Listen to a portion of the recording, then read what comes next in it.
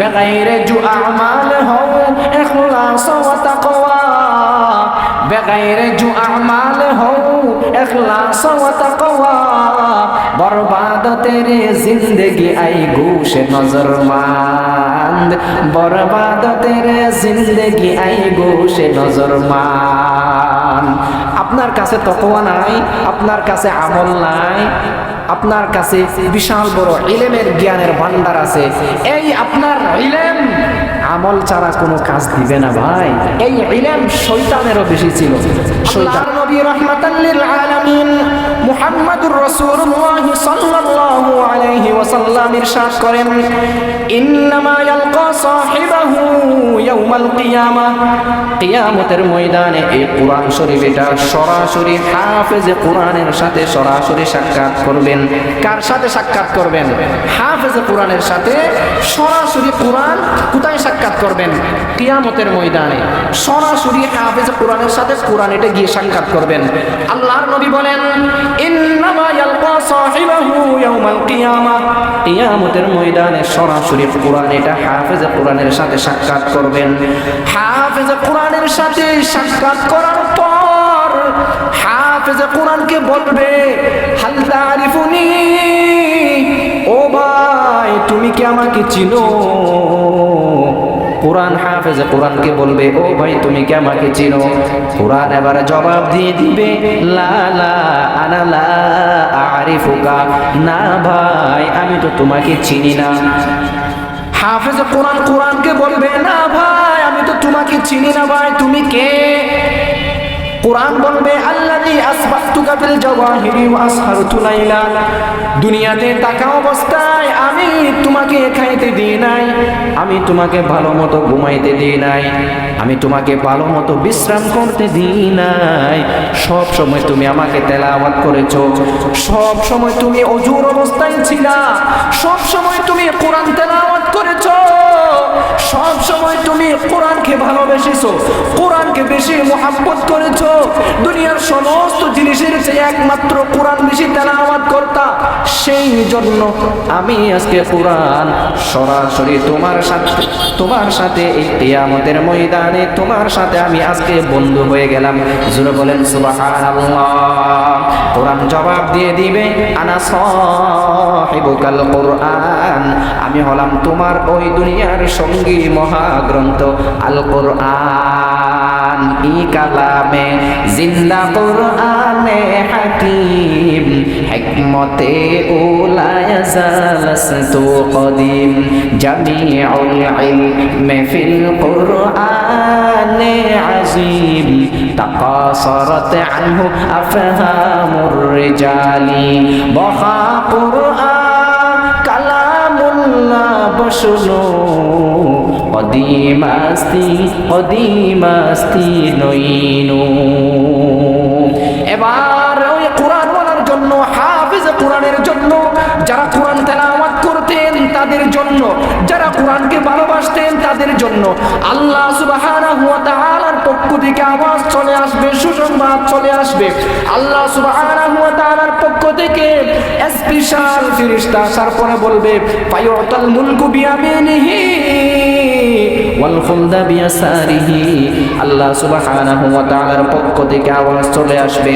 আল্লাহ সুবহানাহু ওয়া তাআলা বলবেন, ফায়ুতাল মুলকু বিয়ামিনিহি, ওই হাফেজ কোরআনের ডান হাতের মধ্যে জান্নাতের বাদশাহী দেওয়া হবে। জোরে বলেন সুবহানাল্লাহ, সুবহানাল্লাহ। হাফেজ কোরআনের ডান হাতের মধ্যে জান্নাতের বাদশাহী দেওয়া হবে। শুধু অস্থায়ী একদিনের জন্য, এক মিনিটের জন্য না, না না।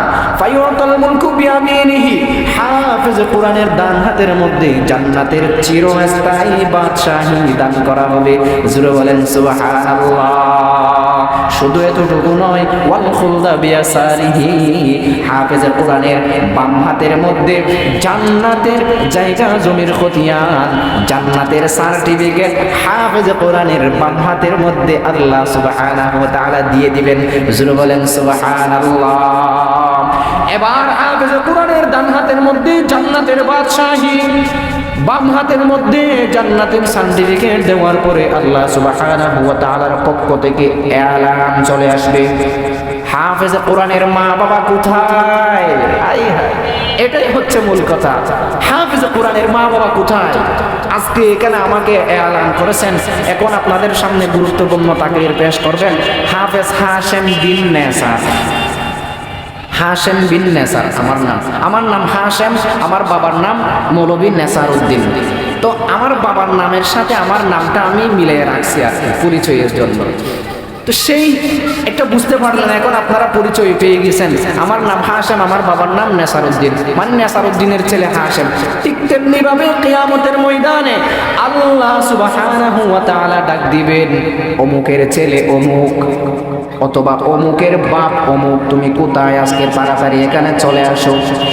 আল্লাহ সুবহানাহু ওয়া তাআলার পক্ষ থেকে ফেরেশতারা এলান দিয়ে দিবে, হাফেজ কোরআনের বাবা কোথায়? আজকে তোমরা এখানে চলে আসো। হাফেজ কোরআনের বাবাকে ডাকার পরে হাফেজ কোরআনের মা বাবা তারা সামনে যখন চলে আসবে, তারা আশ্চর্য হয়ে যাবে, ও আল্লাহ, আমাদের নাম কি জন্য নেওয়া হলো আল্লাহ জানি না, কি রকম হয়, কি রকম অবস্থা হয় কিয়ামতের ময়দান, তো কি রকম অবস্থা হয় আল্লাহ জানি না, এখানে কি রকম হবে। হাফেজ কোরআনের মা বাবারা ভয়ে ভয়ে কাঁপতেই থাকবে। আল্লাহ সুবহানাহু ওয়া তাআলার কুদরতি ফেরেশতারা আসার পর বলবে, না না না না, আজকে তোমাদের জন্য আল্লাহ সুবহানাহু ওয়া তাআলার পক্ষ থেকে সুসংবাদ রয়েছে। জোরে বলেন সুবহানাল্লাহ। হাফেজ কোরআনের মা বাবাকে 2 জোড়া জান্নাতের পোশাক পরিধান করিয়ে দেওয়া হবে। কয় জোড়া? 2 জোড়া, 2 জোড়া। হাফেজ কোরআনের মা বাবাকে 2 জোড়া জান্নাতের পোশাক পরিধান করিয়ে দেওয়া হবে। হাফেজ কোরআনের মা বাবা এই জান্নাতের পোশাক পরিধান করার পরে তারা আশ্চর্য হয়ে বলবে, বিমা কুসিনা হাদিহি, এই পোশাক থেকে কি জন্য, এই পোশাক আমাদেরকে কেন পরিধান করা হলো? এবার আল্লাহ সুবহানাহু ওয়া তাআলার পক্ষ থেকে জবাব চলে আসবে, লিআফজি ওয়ালাদিকুমাল কুরআন, দুনিয়াতে থাকা অবস্থায় তুমি তোমার ছেলেকে কোরআনের হাফেজ বানাইছো, তুমি কোরআনের সাথে সম্পর্ক স্থাপন করেছো, কোরআনকে বেশি ভালোবেসেছো, কোরআন ওয়ালাকে মুহাব্বত করেছো, যার কারণে আল্লাহ সুবহানাহু ওয়া তাআলা আপনাকে আজকে এই কিয়ামতের ময়দানে লক্ষ কোটি কোটি মানুষের সামনে এই কোরআনের উসিলায়, এই আপনার সন্তানের উসিলায় আল্লাহ সুবহানাহু ওয়া তাআলা আজকে আপনাদেরকে সম্মানী মানুষ বানিয়ে দিয়েছে। জোরে বলেন সুবহানাল্লাহ। তাহলে কোরআন হিফজ করাইলে সন্তানদেরকে নিজে কোরআনের সাথে সম্পর্ক স্থাপন করলে লাভ আছে কি নাই? এবার আসেন, যারা কোরআনের ইলম পড়ে, যারা হাদিসের ইলম পড়ে, তাদের জন্য সুসংবাদ কি? তাদের জন্য কি সুসংবাদ? আল্লাহর নবী রাহমাতাল লিল আলামিন মুহাম্মাদুর রাসূলুল্লাহ সাল্লাল্লাহু আলাইহি ওয়াসাল্লাম ইরশাদ করেন, মান খারাজা ফি তালাবিল ইলমি কানা ফি সাবিলিল্লাহি হাত্তা ইয়ারজিআ আও কামা ক্বালান নবী আলাইহিস সালাতু ওয়াস সালাম, যেই ব্যক্তি কোরআনের ইলম শিখার জন্য, হাদিসের ইলম শিখার জন্য নিজের ঘর থেকে বের হয়ে গেল, যে ব্যক্তি কোরআনের ইলম শিখার জন্য, হাদিসের ইলম শিখার জন্য নিজের ঘর থেকে বের হয়ে গেল, সেই ব্যক্তি ঘর থেকে বের হওয়ার পর থেকে নিয়ে ওয়াপস আবার ইলম শিখে আসার ঘরে আগ পর্যন্ত ওই ব্যক্তি সরাসরি আল্লাহ সুবহানাহু ওয়া তাআলার রাস্তার মধ্যে ছিল। জোরে বলেন সুবহানাল্লাহ। আল্লাহর নবী মুহাম্মদ আরবি সাল্লাল্লাহু আলাইহি ওয়াসাল্লাম ইরশাদ করেন, খায়রুকুম মান তাআল্লামাল কুরআনা ওয়া আল্লামাহু, দুনিয়ার মধ্যে যে সমস্ত মানুষ আছে, সমস্ত মানুষের চেয়ে উৎকৃষ্টতম মানুষ, অন্যতম মানুষ কারা?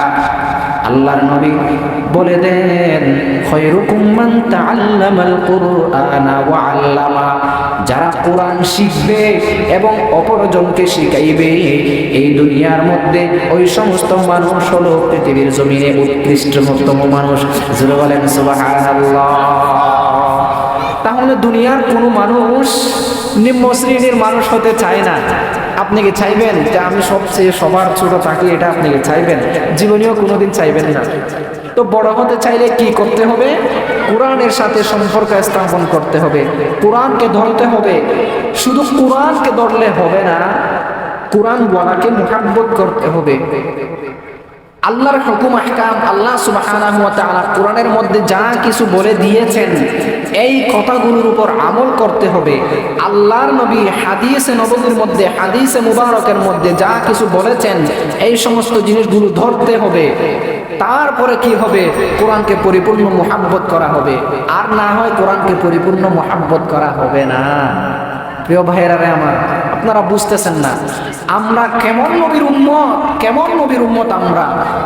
লাউলাহু লামা খালাকতুদ দুনিয়া, যেই নবী যদি না হইতো আল্লাহ সুবহানাহু ওয়া তাআলা এই দুনিয়াও সৃষ্টি করতেন না, এরকম একটা কথাও পাওয়া যায়। দেখেন, চিন্তা করে দেখেন, এই নবীর জন্য আমরা আসতে পেরেছি, আমরা সেই নবীর উম্মত। একটা জিনিস উদাহরণ খুব ভালোভাবে বুঝেন। এই এলাকার জন্য একজন মেম্বার, আরেক এলাকার জন্য আরেকজন মেম্বার, এক ওয়ার্ডের জন্য একজন মেম্বার, কয়েকটা ওয়ার্ডের জন্য একজন চেয়ারম্যান, কয়েকটা থানার জন্য একজন এমপি, এরকম আছে না? তাহলে চিন্তা করে দেখেন, আল্লাহ সুবহানাহু ওয়া তাআলা 1,24,000 পয়গম্বর, 1,24,000 পয়গম্বরকে এক একটা নির্দিষ্ট জায়গার জন্য নবী বানাইলেন, এক একটা গ্রামের জন্য নবী বানাইলেন, এক একটা ওয়ার্ডের জন্য নবী বানাইলেন, এক একটা বংশের জন্য নবী বানাইলেন। বিশাল বড় কোনো এরিয়ার জন্য নবী বানাই নাই। 1,24,000 পয়গম্বরদেরকে আল্লাহ সুবহানাহু ওয়া তাআলা নির্দিষ্ট একটা একটা জায়গার জন্য নবী বানাইলেন। তবে আমার নবী রাহমাতাল লিল আলামিন মুহাম্মাদুর রাসূলুল্লাহ সাল্লাল্লাহু আলাইহি ওয়াসাল্লামকে আল্লাহ সুবহানাহু ওয়া তাআলা নির্দিষ্ট একটা জায়গার জন্য নবী বানাই নাই, বরং আল্লাহ সুবহানাহু ওয়া তাআলা বলেন, ওয়া মা আরসালনাকা ইল্লা রাহমাতাল লিল আলামিন, আমি আপনাকে বিশ্ব জাহানের জন্য নবী রহমত বানাইয়া প্রেরণ করেছি। জোরে বলেন সুবহানাল্লাহ। মুহাম্মাদুন সাইয়্যিদুল কাউনাইন খাতামুল মুরসালিন, আখিরা মদবুদ ফখরুল আউয়ালিন, শুদে ওয়াজুদাস রাহমাতাল লিল আলামিন, মসজিদে ও শুদ হামারো ইয়ে জমিন। আমরা সেই নবীর উম্মত, বিশ্ব নবীর উম্মত। আমরা কোন নবীর উম্মত? বিশ্ব নবীর উম্মত। আচ্ছা, এখানে আরেকটা কথা, কিছু মানুষ বলে রাসূল সাল্লাল্লাহু আলাইহি ওয়াসাল্লামকে নাকি বিশ্ব নবী বলা যাবে না। কথাটা খুব ভালোভাবে শুনেন, কারণ এই কথা কোরআনেও নাই, হাদিসেও নাই। আচ্ছা, এবার আপনারা জবাব দেন, বিশ্ব নবী এটা কোন শব্দ? এটা কি বাংলা শব্দ, আরবি শব্দ, উর্দু শব্দ, ফার্সি শব্দ? কোন শব্দ? এটা বাংলা শব্দ। বিশ্ব নবী, কুল কায়নাতের নবী। বুঝতে পারলেন তো? কিছু মানুষ বলে রাসূল সাল্লাল্লাহু আলাইহি ওয়াসাল্লামকে রাহমাতাল লিল আলামিন বলতে হবে, সাইয়্যিদুল মুরসালিন বলতে হবে, বিশ্ব নবী বলা যাবে না। প্রিয় ভাই, আপনারা বুঝতেছেন না, আমাদের বাংলা ভাষার মধ্যে আমরা যদি রাহমাতাল লিল আলামিন, সাইয়্যিদুল মুমিনিন, সাইয়্যিদুল কাউনাইন, এটা হচ্ছে আরবি শব্দ, আরবি ভাষা। তো বাংলা ভাষার মধ্যে যদি আপনি বলেন তো বিশ্ব নবী না বলে আপনি কি বলবেন? কথা বুঝেন? এই টুকটাক জিনিস নিয়ে মানুষ সমালোচনা করে, মানুষ বুঝে না আসলে। তো কিছু মানুষ আছে বুঝে না আসলে, তাদেরকে বুঝাইলে তারা আবার বুঝে। আর কিছু মানুষ আছে তারা যে বুঝে না এটাও জানে না, তারা আমি যে একটা জিনিস জানি না এটাও জানি না, তাদেরকে বলা হয় জাহালে মুরাক্কাব। বুঝতে হবে, আমি একটা জিনিস বুঝি না, এটা আমি বিশাল বড় জ্ঞানীর ভান্ডার বলে মনে করে বুঝার ভাব ধরে আমি যদি নিজে নিজে বসে থাকি, তাহলে জীবনেও কোনোদিন এটা প্রসার হবে না, ইলম ইজদিয়াদ হবে না। আমি জানি না, আরেকজনের কাছ থেকে আমরা জিজ্ঞেস করব। আমরা আওয়াম সমাজ ভাই, প্রিয় ভাইয়েরা, এখন সমাজের মধ্যে এই সমস্ত কথাগুলো, এই সমস্ত জিনিস একদম ব্যাপকভাবে হয়ে গেছে। মানুষরা ওযুর ফরজ, গোসলের ফরজ, সুন্নাত, রাসূল সাল্লাল্লাহু আলাইহি ওয়াসাল্লামের সুন্নাত নিজের শরীরে প্রতি পুঙ্খানুপুঙ্খানে ফিট করতে জানি না। আমরা কোরআন জানি না, হাদিস জানি না, কোরআন তেলাওয়াত করতে জানি না, তা আমরা উলামায়ে কেরামের কাছেও যাই না। শরম লাগে আমাদের, এইরকম না প্রিয় ভাইয়েরা? সব লজ্জা শরম এটা রাখেন, লজ্জা শরম এটা রাখেন। আপনি যখন ইন্তেকাল হয়ে যাবেন, আপনার ইন্তেকাল যেই রকম একজন আলেমের ইন্তেকালও সেই রকম। একজন বুজুর্গ দুনিয়া থেকে ইন্তেকাল হয়ে গেলে সেও আপনার মতো সাদা কাপড় নিয়ে যাবে। একজন স্বাভাবিক মানুষ দুনিয়া থেকে ইন্তেকাল হয়ে সেও আপনার সাদা কাপড় নিয়ে যাবে। তো পার্থক্য কোথায়? তার ঈমান, তার আমাল। আল্লাহর নবী মুহাম্মদ আরবি সাল্লাল্লাহু আলাইহি ওয়াসাল্লাম ইরশাদ করেন, ইন্নাল্লাহ তাআলা লা ইয়ানজুরু ইলা সুওয়ারিকুম ওয়া আমওয়ালিকুম ওয়ালাকিন ইয়ানজুরু ইলা কুলুবিকুম ওয়া আ'মালিকুম আও কামা ক্বালা an-নাবিয়্যু আলাইহিস সালাতু ওয়াস সালাম। আপনি যখন দুনিয়া থেকে কবরের বাড়ির মেহমান হয়ে যাবেন, আপনি কত সুন্দর, আপনি কত টাকা পয়সাওয়ালা মানুষ, আপনি কত বড় প্রভাবশালী মানুষ, আল্লাহ সুবহানাহু ওয়া তাআলা এটা দেখবেন না। তবে আল্লাহ তাআলা কি দেখবেন? আপনার সুন্দর দেখবেন না, আপনার জিনত দেখবেন না, আপনার দ্বন্দ্ব দেখবেন না, আপনার টাকা পয়সার কিছু দেখবেন না, আপনার ক্ষমতার বাহাদুরি কিচ্ছু দেখবেন না। আপনি আওয়ামী লীগ করেন, আপনি বিএনপি করেন, আপনি জামাত করেন, আপনি হেফাজত করেন, আপনি ইসলামী আন্দোলন করেন, আপনি জমিয়ত করেন, আপনি খেলাফত করেন, যেই দল করেন না কেন, আল্লাহ সুবহানাহু ওয়া তাআলা এই সব দলমল কিচ্ছু দেখবে না। একমাত্র আল্লাহ তাআলা কি দেখবেন? ইন্নাল্লাহ তাআলা লা ইয়ানজুরু ইলা সুওয়ারিকুম ওয়া আমওয়ালিকুম ওয়ালাকিন ইয়ানজুরু ইলা কুলুবিকুম ওয়া আ'মালিকুম। আল্লাহ তাআলা আপনার কলব এবং আল্লাহ সুবহানাহু ওয়া তাআলা আপনার আমল এই সব দেখবে। জোরে বলেন সুবহানাল্লাহ। আপনার কলব এবং আপনার আমল দেখবে। আমাল से बनती है जन्नत भी जहन्नम भी, ये अपने खाक फितरत में न नूर है न नारी, ये अपने खाक फितरत में न नूर है न नारी, बगैर जो अमाल हो इखलास व तक़वा, बगैर जो अमाल हो इखलास व तक़वा, बर्बाद तेरे जिंदगी आई गोश नजर मांद, बर्बाद तेरे जिंदगी आई गोश नजर मांद। আপনার কাছে তাকওয়া নাই, আপনার কাছে আমল নাই, আপনার কাছে বিশাল বড় ইলমের জ্ঞানের ভান্ডার আছে, এই আপনার ইলম আমল ছাড়া কোনো কাজ দিবে না ভাই। এই ইলম শয়তানেরও বেশি ছিল। শয়তানের বাবার নাম নাকি ইবলিস, ইবলিসের বাবার নাম নাকি হামুস, হামুসের বাবার নাম নাকি বলিকা, বলিকার বাবার নাম নাকি চলপলিস। এগুলো হচ্ছে ইবলিসের সিলসিলাই নাসব। বুঝতে পারলেন? এই তাদেরও ইলম বেশি ছিল, কিন্তু ইবলিসের জ্ঞানের ভান্ডার ছিল, ইলম ছিল, জানা আছে কি নাই, মানা নাই। কথা বুঝতে পারলেন ভাই? আমার কথার মধ্যে যদি আপনাদের কোনো কষ্ট হয়ে যায়, মেহেরবানি করে হাত জোর করে বলি, মাফ করে দিবেন আমাকে। এই কথাগুলো বলতেই হচ্ছে, না বললে আপনারা বুঝবেন না। ওলামায়ে কেরামের দায়িত্ব এই কথাগুলো বলা। ছোট্ট একটা উদাহরণ দিয়ে আমার সময় শেষ। মানুষের এই দাঁত আছে না, দাঁত খুব ভালো করে খেয়াল করবেন বিষয়টা। মানুষের দাঁত, এই দাঁত আছে। আমরা ভাত খাই, পান খাই, ইত্যাদি এই সমস্ত জিনিস খাই না? তো খাওয়ার সময় এই দাঁতের যে সমস্ত ফাঁক আছে, ফাঁকার মধ্যে কি ঢুকে যায়? ময়লা আবর্জনা ঢুকে যায়, পানের এবং চুবারের কোনো কিছু এরকম জিনিস ঢুকে যায়। এরকম যদি জিনিস ঢুকে গেলে এখন কি করতে হয়? লাড়ি একটা নিয়ে গুতা দিতে হয়, তারপরে এটা বের হয়। আর না হয় বের হয় জিব্বা দিয়ে গুতাইতেই থাকে, জিব্বা একটা নিয়ে গুতা দিতেই থাকে। জিব্বা দিয়ে যদি যখন কোনো কাজ না হয় তখন কি করতে হয়? লাড়ি একটা নিয়ে গুতা দিতে হয়, তারপরে এটা বের হয়। কথা ঠিক না ঠিক? হ্যাঁ। আচ্ছা দেখেন, এই জিব্বা দিয়ে যে আমরা গুতা দিই, অথবা একটা লাড়ি নিয়ে যে আমরা যে গুতা দিই, জিব্বার কোনো স্বার্থ আছে? কথা বলেন না কেন? জিব্বার কোনো স্বার্থ আছে? এই যে একটা লাঠি নিয়ে আমরা যে গুতা দিলাম, এই লাঠির কোনো এই স্বার্থ আছে?